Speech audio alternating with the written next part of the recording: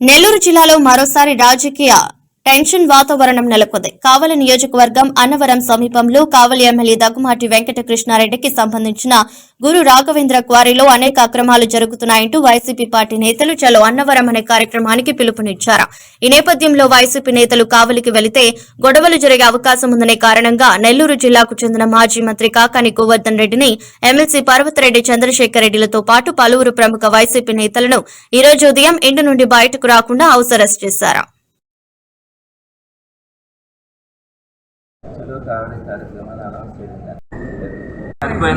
అనేక ఉదాహరణలు కనపడతాయి.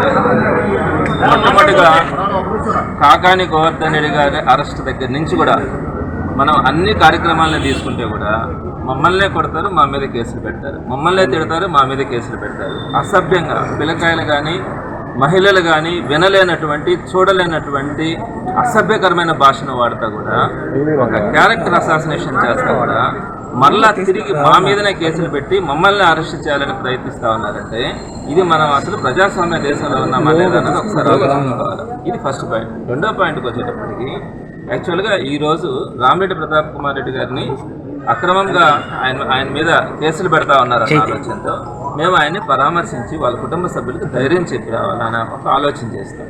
అయితే ఈరోజు మేమంతా కూడా ఒక 10 వెహికల్స్, ఒక 10 వెహికల్స్లో అందరం కలిసి వెళ్ళి వాళ్ళ కుటుంబ సభ్యులకి మేము ఉన్నాము, మీరు అధైర్యపడద్దని చెప్పడానికి మేము బయలుదేరితే నిన్నటి రోజున వాళ్ళు ఏం చెప్పినారు, మీరు కావలి టోల్ ప్లాజా కనుక దాటితే మీ తలలు నరుకుతామని చెప్పి నిన్నటి రోజున కొంతమంది ప్రెస్లో మాట్లాడించినారు. సో మేము ప్రశాంతంగా అయినా కూడా మేము ఎక్కడ కూడా టెంప్ట్ కావట్లేదు. సో ప్రశాంతంగా వెళ్దాము, ప్రతాప్ కుమార్ రెడ్డి గారి ఇంటికి వెళ్ళి వాళ్ళకి ఒక భరోసా ఇద్దామని చెప్పి ఆలోచనలో మేము ఉదయాన్ని కనుక ఇక్కడ రెడీ అవుతామంటే ఈరోజు ఉదయం నుంచి 7:30 నుంచే పోలీసులు ఇళ్ల దగ్గరికి వచ్చి నోటీసులు ఇచ్చే పరిస్థితి, మీరు ఇళ్లలో నుంచి బయట రాకూడదు. సో మీరు ఒక్కటి గుర్తుపెట్టుకోండి, నేను అవతలని కొడతాను అని చెప్పినప్పుడు నన్ను అదుపులోకి తీసుకోవాలన్నా ఎవరినైతే కొడతామంటున్నామో అతన్ని అదుపులోకి తీసుకుంటారు.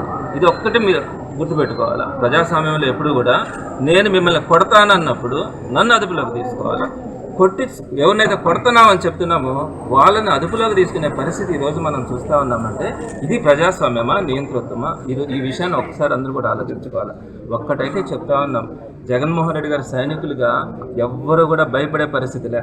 మీరు ఏం చేస్తారో అన్నిటికీ సిద్ధపడ్డాం. మొట్టమొదటి రోజునే ప్రతిపక్షంలో పనిచేయాలంటే ఆ ప్రతిపక్షంలో పనిచేయడానికి కూడా తెలియజేస్తా ఉన్నాం. అలా కాదు కూడదు అని అనుకుంటే ప్రజలే నిర్ణయిస్తారు. మేమైతే వెళ్ళాలనే నిర్ణయం తీసుకున్నాం.